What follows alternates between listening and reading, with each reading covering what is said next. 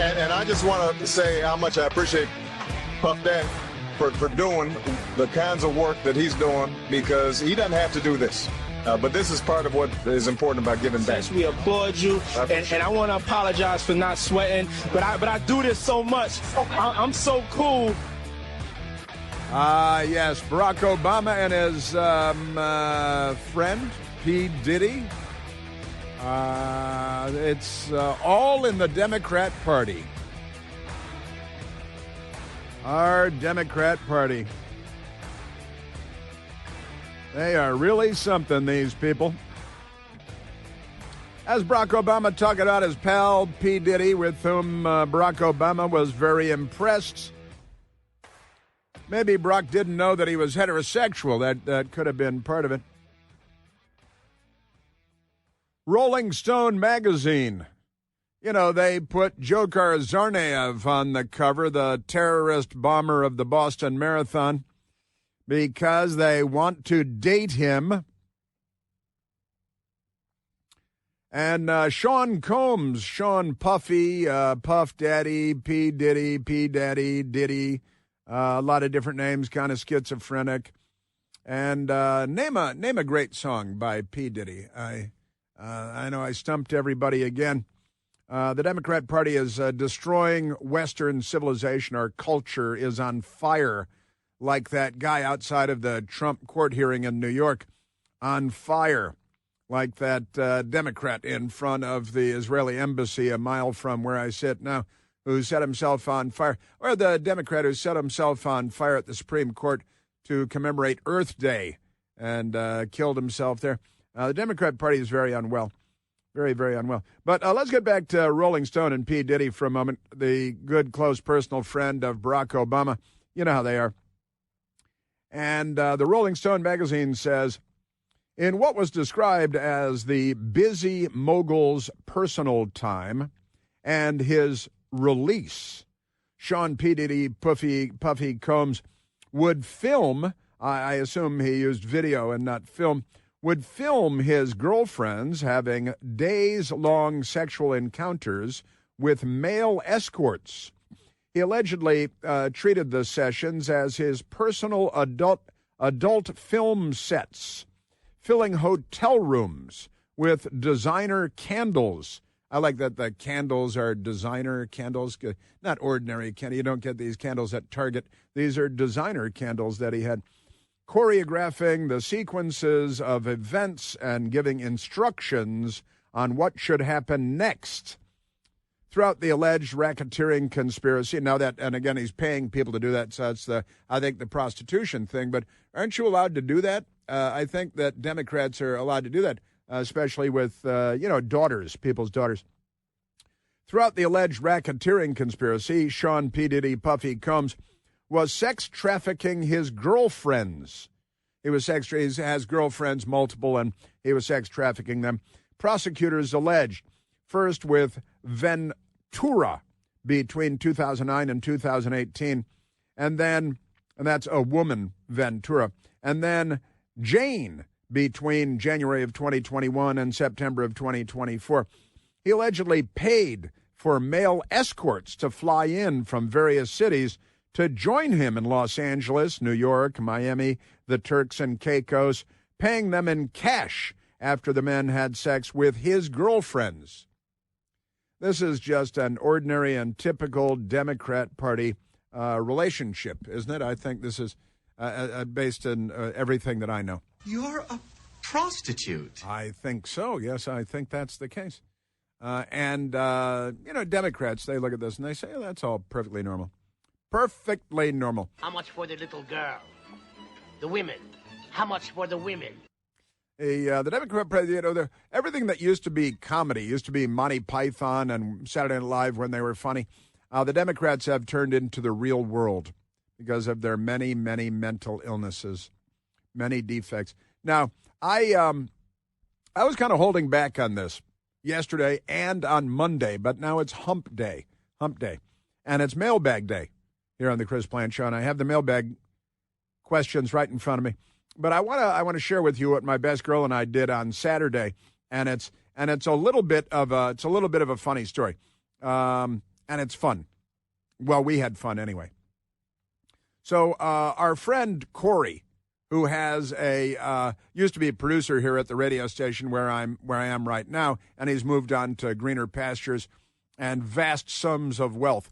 But our friend Corey, he texted us last week, and he said, Corey, he said, hey, he's got a boat. I've told you about him when we go out on his boat, on Corey's boat, and he flies 10-foot Trump flags from his pontoon boat, and then motors around all the lefties in Washington, D.C., and Georgetown and the waterfront and the wharf where there are restaurants and things. And he counts the number of people that flip him off and yell obscenities at him. And my best girl and I, when, on a good day, we go along with Corey on his pontoon boat with the big Trump flag and stuff. Now he's got a Tom Homan flag, a giant Tom Homan flag, ice baby flag. And the lefties, they go crazy. But Corey, he texted us, and he said, hey, going on the boat on Saturday, how'd you like to come along? And we said, well, sure, we'd love to come along. And he said, and we've got a friend who's a police officer who's going to come along, Jeff. He's going to come, and we've met Jeff when we're out on the pontoon boat. We met Jeff, the police boat guy, Harbor Patrol, because he comes up on the police boat and says, hey, you guys stirring up trouble out here with your Trump flags, and we laugh and we have a good time, and everything's fun, right? But Corey, because he's the police and he's on the side of good, and the Democrat Party's on the side of evil. But Corey, last Tuesday, texted us and said, hey, going on the boat Saturday, going to be doing a ride-along with our Potomac River boat police officer friend Jeff. Would you like to come? And we said, yeah, sure, yeah. So we figured we'd get down there and we'd get on Corey's pontoon boat, and our police officer friend Jeff would come along on the pontoon boat, right? So we packed a cooler full of beer and put them on ice and some snacks, and we went down to the address that Corey gave us on Saturday afternoon. And we got there and we discovered it's the police boat shop. It's the Harbor Patrol station. It's a police station where the boats are for patrolling the mighty Potomac River and the Anacostia River and stuff. So we got there, and I was like, what are we doing now? And so we're actually going on the police boat, the rigid hull inflatable, the RIB, and it's a police boat. And there are two police officers there, Jeff and Mike, and great guys, normal guys, right? And it turns out, well, wait a minute, this is not at all. And I'm like, hey, can we bring the beers on the police boat and drink on the river? And they said, no, you can't. You can't do that. Can't do that at all. So it turns out it's a police ride-along that had been arranged by Corey ahead of time. We misinterpreted the language in the text message. And my best girl and I, we got on the Washington, D.C. Metropolitan Police Department boat, the rigid hull inflatable, and set out on the Potomac River, and had the time of our lives. My best girl and I, and Corey was there, and Philip, and Corey's boss, Storm, and just the five of us and two police officers, and we're out on the rigid hull inflatable racing around, and the boat breaks the sound barrier. It goes like 800 miles an hour, turns out, and airborne, and you can do rolls and flips and things. All right, I'm embellishing slightly, but it's a fast boat, and then a second police boat. There's another Washington, D.C. police boat and the fire boat, and we encountered the other police boat and the fire boat as well when we're out on the Potomac River, and we're going real fast and having a great time. My best girl and I up on the bow of the boat, holding on to lines, these tether lines and stuff, and we were having the time of our lives out on the river, and the airliners coming down over our heads. Real low because we have the Reagan Airport there. And these two police officers actually responded to the crash when the airliner and the helicopter collided over the Potomac River about 5 months ago now, I think. And these two police officers were also involved in the recovery operation there afterward. There were no survivors, and they were very busy involved in all that. And we learned about their day that day and the days surrounding that, and about what they do out on the river as police officers and stuff. And one of the great things, Mike, officer, I'm just going to go with first names, Mike, practice safe OPSEC. Always practice safe OPSEC, as we say in Washington, operational security matters. But second police boat comes up alongside the police boat that we're on. And Mike, showing training techniques, leaps. We're going fast. And leaps from one police boat to the other while we're in motion on the Potomac River. Like, hey, that's cool. What's up with that? Explaining that, you're a police officer. You have a boat that is loose on the Potomac. Somebody has a heart attack or falls off the boat and a motorboat is racing along. Police have to go out and jump on a moving boat where maybe, again, somebody had a heart attack or they're dead or they fell off the boat or the boat just got loose. Got to do that. Or bad guys are on a boat. So they're doing this training and showing us all the good stuff that they do, wonderful stuff they do. And while we were out there, we've been out for some time now, they got a call and said just up the river from where we were that there was a kayak with presumably a kayaker, and the kayak had flipped upside down, and the kayaker was nowhere to be seen, but witnesses saw the man flip over on the kayak. So they said, all right, you guys are out here. We got to dump you. So they dumped us real quick, lickety-split, got us off. There's a pier right there. Get off the police boat. Jumped on the police boat and a jet ski and raced away to go rescue a man who had reportedly gone upside down in the kayak. A lot of rental kayaks and stuff on the Potomac River. And a lot of boating and kayaking on the Potomac and canoes and stuff that mostly people rent, but not always. People own their own stuff too. So they raced up to go rescue the man. And we found out later in the day, man was nowhere to be found. There was no rescue. What was the kayak doing there? And they searched and they couldn't find. And then that was Saturday afternoon, Saturday early evening. And then we learned on Monday morning that the man's body had been found. But an exciting day on the river, right along with the Washington, D.C. Metropolitan Police, Harbor Patrol people, Jeff and Mike. And I want to say thanks to Jeff and Mike, to Mike and Jeff for a really great day. My best girl and I, we had a riot. We had the time of our lives. Glad we weren't the guy on the kayak. And a very sad punctuation mark at the end of the day. But nevertheless, notwithstanding, great stuff. Thanks to the D.C. Metropolitan Police and the Harbor Patrol. Big stuff going on. Big stuff. Good stuff. And thanks to Corey and Philip in particular for making it happen, and to Jeff and Mike, the Harbor Patrol, for D.C. Police. It was a beautiful day. It was warm, but nice. It was real nice. It was great.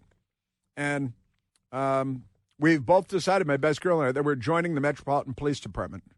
We're going to join the Metropolitan Police because we hope that one day we can be Harbor Patrol. Great stuff. Great stuff going on out there. So I wanted to say thanks for all that. And I didn't talk about it on Monday, and I didn't talk about it yesterday. I was still waiting to get clarification. I was like, is it even okay if I talk about this stuff? Should I? What should I? Because, practice safe, OPSEC, as I like to say. And when you do what I do, you don't want to get anybody in trouble, especially the good guys. The idiots, I'm okay with that. And there are a lot of them. What do we call those people? Oh, Democrats. Yeah, Democrats. That's right. So we had that. That's great stuff. And still a lot more to come up. We got President Trump coming up, and we've got the Mailbag coming up, Mailbag Day as well. And President Trump down in Florida at the Alligator Alcatraz, have that coming up too. The big wireless people are pulling one over on all of us, and it's time to switch to Consumer Cellular. I switched to Consumer Cellular, getting the same fast, reliable, nationwide, big wireless network coverage without the big wireless money, the cost. And it's not just about saving money on your bill every month, although that's real good. It's about not being used and abused by the big, giant telephone, multi-billion-dollar corporations, Do you even know how much data you use every month? Probably not. Most of us don't. Most people over 50 use less than 8 gigs of data every month. But if you're 20 years old, you use many times that. Big Wireless, they shove you into an unlimited plan because they need you to cover the costs of younger people who use a lot more data than you do. And if you're not using all that data, then you're the one being used. I had enough of that. I went with Consumer Cellular, And Consumer Cellular, they set me up with a service and a beautiful, beautiful phone. And it's incredibly easy to switch, too. All you do is you call and you speak to an actual person based right here in the United States. Imagine that. Not a bot on a space platform, real human beings in the United States who are actually helpful. And it only takes about 20 minutes to make the switch.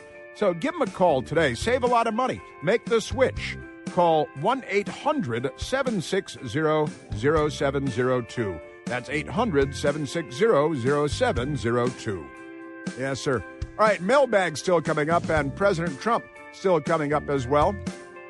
How about Leah Thomas? Leah Thomas should apologize, too, don't you think? That's the dude pretending to be a lady, stealing trophies from women. What's the matter with these people? Chris here with a list of things that none of us should trust. The Washington Post, the New York Times, anything on CNN. Here's a list of things that I do trust. The Washington Times. Support real journalism for just $1 a week at washingtontimes.com/Chris. This is your favorite P. Diddy song. Michael Pierce says he's sampling Led Zeppelin, of course. It's the riff is a Led Zeppelin, so once again, lack of originality by P. Diddy. You should go to prison for that. Bam, bam, bam, bam, bam, bam, bam, bam, bam, bam, dum, dum. He's stealing Led Zeppelin. They're. I got to tell you, the whole gang of them. Let me just say that. All right, let's grab a phone call, Michael, and then we're going to get to the mailbag and President Trump in Florida yesterday. Let's go to Jonathan calling from Sebring, Florida. Jonathan, you're on the Chris Plant Show.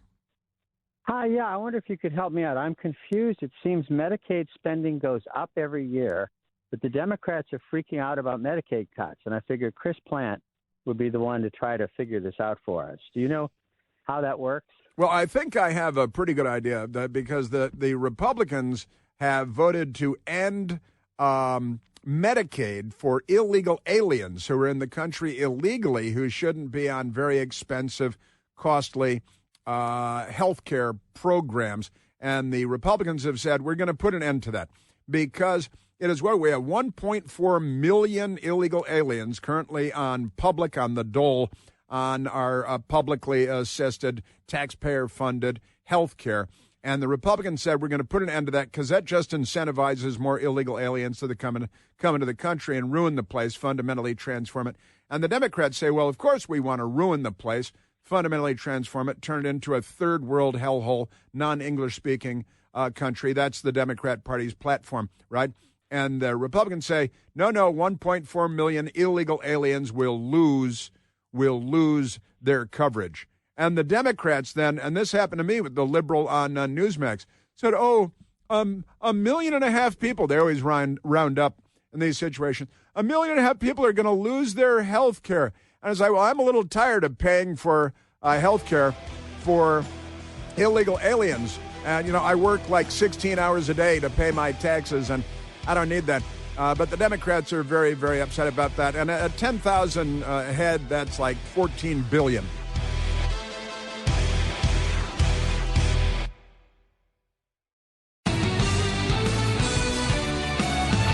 All right, it is Mailbag Day because it's Hump Day in the Clinton household, and it's Mailbag Day here on the Chris Plant Show.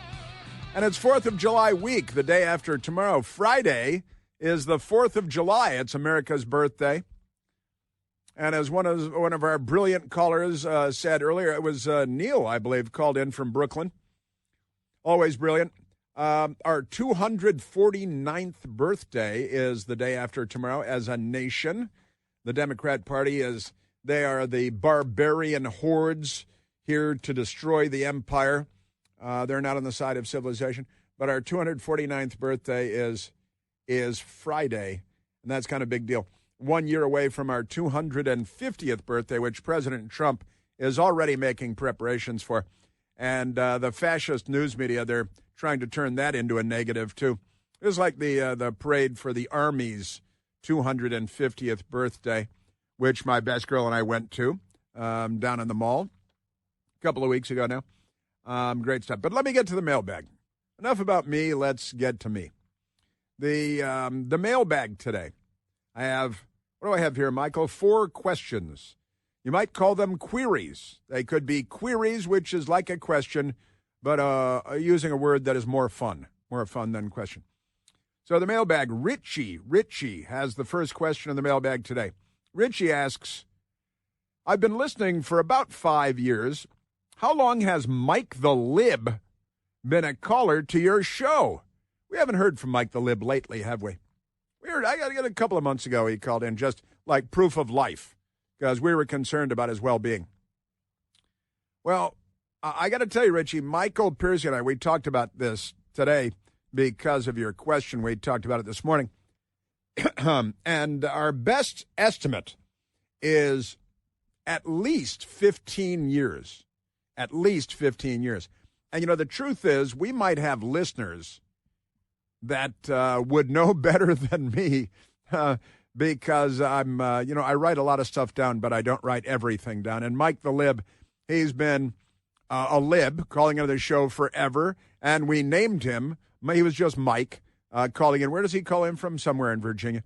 And Mike's been calling in forever, not from the very beginning of the show, which is about 20 years now. The very beginning of the show, my first radio show was about 20 years ago, right about 20 years ago. But Mike the Lib started calling in pretty early, and he was just Mike then. He got it with the first few calls. And it's Mike, and it's like, well, which Mike is it? It's the Lib. Oh, Mike the Lib. And now we label him. We have a big board here, you know, with the call screeners, the names of the people, and a couple of words about what that person might want to say. And it's on the big board. It's the big screen, the call screening board. And then we started saying, well, if it's going to be Mike the Lib, put Mike the Lib on the call screening panel over here so I know it's Mike the Lib. And I always like to go to Mike the Lib. But Mike the Lib started calling in at least 15 years ago, I'd say. And we didn't know at the time much about Mike the Lib. Now we know a lot about Mike the Lib. We know that Mike the Lib is active in Democrat Party politics in Virginia, part of what's going wrong with the Commonwealth of Virginia. We know that Mike the Lib was an official at the Defense Intelligence Agency as a career for decades, the DIA, and I started kind of accidentally gathering information about Mike the Lib because I knew a couple of people at the Defense Intelligence Agency, and I got someone called and said, you know, I'm at DIA, and let me tell you something. Mike the Lib is on the phone right now. I'm watching him out my window. He leaves his office. It's just across from Reagan Airport, across the Potomac River from Reagan Airport. We were by the DIA on the police boat on Saturday, as a matter of fact, talking about DIA. And Mike the Lib would leave his post at the Defense Intelligence Agency to go out to the parking garage and call into my radio show and be on the radio show. Then he'd go back to his computer and put his headphones back on and continue listening to the radio show. And we've learned a lot about him from secret sources. We have a dossier on Mike the Lib. But we believe about 15 years. And I keep asking him if he's the one that said that we had all those weapons of mass destruction in Iraq. He says that wasn't him. But, you know, he's a lib, so you can't believe anything he says. But we care about Mike the Lib. We wish Mike the Lib nothing but the best. And we like it when Mike the Lib calls in. But about 15 years is the answer. And I'll tell you what, Richie, if somebody emails us or tweets us or something and says, oh, no, Mike the Lib's been calling in, because some people are better at these keeping dates and stuff than I am. That's for sure. Next question. Thank you, Richie. Next question. Operation Crossfire Hurricane has a question. And Operation Crossfire Hurricane, it's the FBI targeting President Trump and Republicans as a corrupt third world Soviet-style organization under corrupt individuals like Christopher Wray. Big story about him today, too. But Operation Crossfire Hurricane says, hey, Chris, if Zohran Mamdani becomes a major Democrat leader, will the media finally switch the political party colors? Well, Mad Manny, Zohran Mamdani, the communist Islamist supporter of terrorists, I'd say Operation Crossfire Hurricane. I'd say that Zohran Mamdani has already become a major Democrat leader. He's the Democrat Party's nominee to become mayor of New York City. And in modern history, the Democrat always wins. He's become a media hero. They call him sexy. Do you think I'm sexy? They want to date him. And when I say date him, here's what I mean. And I'll just move on from there. But the Democrats, they love him. He has become a major, I think, Democrat figure. Will the media finally switch party colors? I've been complaining about this for a long time, that Democrats have selected, and that's the correct definition, they selected the color blue for themselves, and they selected the color red for Republicans. Now, that, of course, doesn't make any sense at all because they're the Communist Party. They're the left. They're the far left. They're extreme left, somewhere between the far left and the extreme left, right in that zone, the Democrat Party. And in every country in the world, except the United States of America, when you look at political maps, the communists, the socialists, the left are always the color red. Always. And whoever it is that is not the Communist Party, not the left party, the party to the left of center, is always blue. Sometimes you have other, like parliamentary systems, you have multiple parties, and they have green and yellow for other parties, usually lesser parties. But in Western civilization and all over the world, the color red is always indicative of the left. And the Democrat Party has never been farther to the left than the Democrat Party is today. So they should be red on all the political maps. But this happened because the late, great Tim Russert used to hang out in a neighborhood bar of mine and was a perfectly nice guy.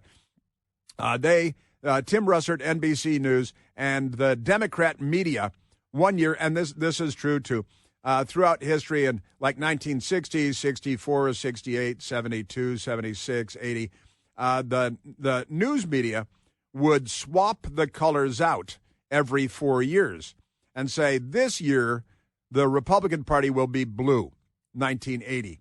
1984, the Republican Party will be red. 1988, the Republican Party will be blue again, and vice versa with the Democrat Party. And they would alternate, the news media would alternate the colors every 4 years for presidential election years. Until Tim Russert, again, perfectly nice guy, and all the Democrat media, they said, you know what, we need to stop switching the colors back and forth. And since we are the communist left, we're going to choose blue. For us, the communist left, for the Democrats. And there was nobody like me there to say, well, wait a minute. The Democrat Party is left of center. The Republican Party is right of center. Left of center all over the world is always red. So why would we? It was musical chairs, right? And when the music stopped, the Democrats seized the blue chair and said, hey, we're going to be blue because that's true blue. Blue is mellow and cool and calm and true blue, red, white, and blue. And they said, and we don't want to be associated with the left. Like the Soviet Union, the Soviet flag, red. The Chinese Communist flag, red. The North Korean flag, red. The Democrats only burn the American flag. They don't fly the American flag. And I got to tell you, Operation Crossfire Hurricane, Republicans on Capitol Hill need to make an issue of this. They need to raise hell about this. They need to point out the fact that the media corruptly labeled the Democrat Party as blue, and we're the only country in the world that doesn't identify the left with the color red. The only country in the world, show me another country, where the left is anything other than red. The left is always red, except in the United States, and it's entirely because a corrupt Democrat, liberal left news media got to choose the colors. As you can see, there are 6 states illuminated in red or dark gray. Those are Carter states. There's 1 state lit up in blue, Indiana, and that's Ford's one and only state so far. Yeah, there it is, 1976, and the Democrat Party was red, and then the media said, well, we can't have that anymore. And they were still saying, you know, if you have a black and white TV, they're dark gray. If you have a color TV, they're red.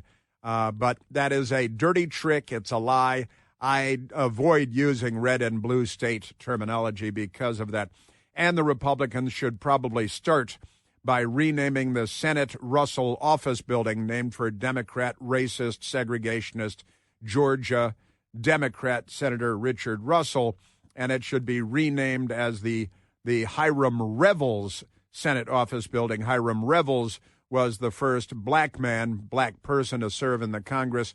He was a senator, and shortly after the American Civil War, where the Democrats were the Confederate states, and never mind that. And they're the General Lee, Dodge Charger, and all that. But they should. The Republicans in Congress need to make an issue of this. They need to say, listen, we're going to swap colors permanently.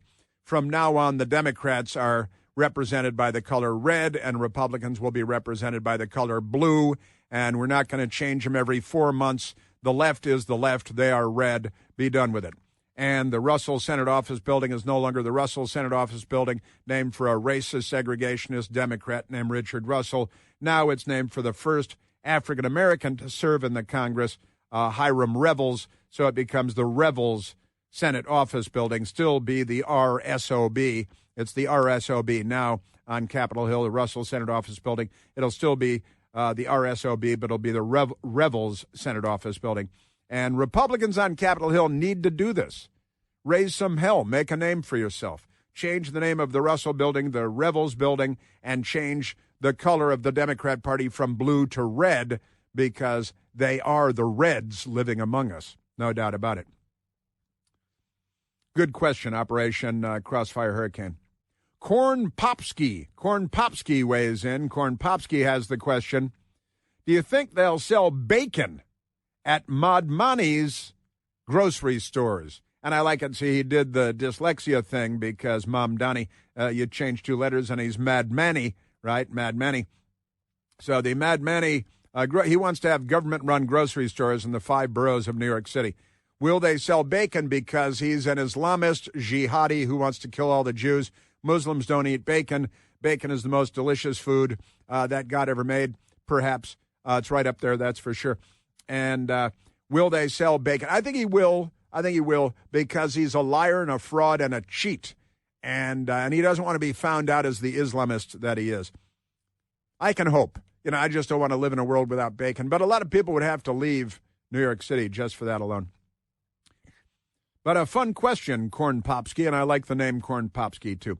Kevin asks, Chris, did you keep any keepsakes from your saintly mother, your hero father, or your stepfather? Fun question, part 1 of the question. I do. Yes, my late mother I have. It's funny, I've got my brother, David, is in town visiting right now from Chicago. He arrived last night and is staying with us. And he grabbed a vase off of a cabinet at home that belonged to our mother, our saintly mother, and she was a saintly mother, that's for sure. And I have a lamp that belonged to my mother. And other than that, I just have small items, very small items. A box, there were a couple of things. She got a box, got me a nice burl wood box with a photo of my mother with her 6 sons in tuxedos for her 70th birthday at a club on the North Shore of Chicago. And I have that and little things like that.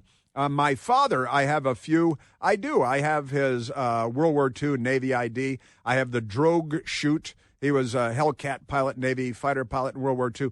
I have the drogue chute from his parachute with his name on it. I have a few of his items from the Navy in World War II. I do. Or your stepfather. And I've got to say, I don't have, my stepfather married my mother when I was 5 years old. My father died when I was 5 months old. My mother remarried my stepfather when I was 5 years old. And as we like to say, he traveled for 7 years and then they got divorced. And when I was 12 years old, a good guy. But that's how that went. And I've got to say, I don't have a lot from him. No, he gave he was in Iran for the revolution in 1979, came home with a headdress. And I believe an Iranian headdress. I believe I still have that. I believe I have that. And he got me a hat and an Eastern European communist military hat, like a Czech Air Force hat. And I have that. And then Kevin asks, Who influenced your current profession more? Your mother, your stepfather, or their news friends visiting? I could talk about that for an hour. I could, but I don't have all that time. But, Kevin, I grew up knowing one thing for sure, and that is that I did not want to go into media.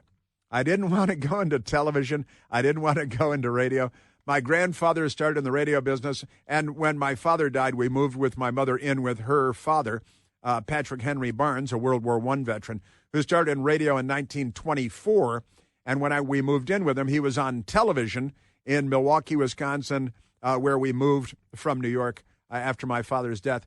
And my mother had a television show on WISN in Milwaukee, and so I watched her on television as a kid. And then I watched her father, my grandfather, on television as a kid on WISN in Milwaukee. And then a young upstart reporter named Bill Plant came along. I was Christopher Orteg until I was 5 years old. And my stepfather guy came along as a reporter on WISN, and then he was hired by CBS, Walter Cronkite. We moved back to New York, where he was on television. And over time, the one thing I knew for sure is that I didn't want to go into media. And then, things happened. And who was a greater influence? It turns out that my grandfather, Patrick Henry Barnes, in radio from 1924 after he came home from World War I, he actually started in 1922, but his own show in 1924. My family's been on the air nonstop for 101 years now.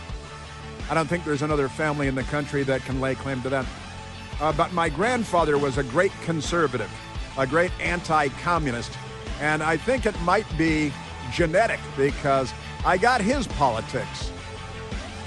And it skipped a generation. It might be a recessive gene.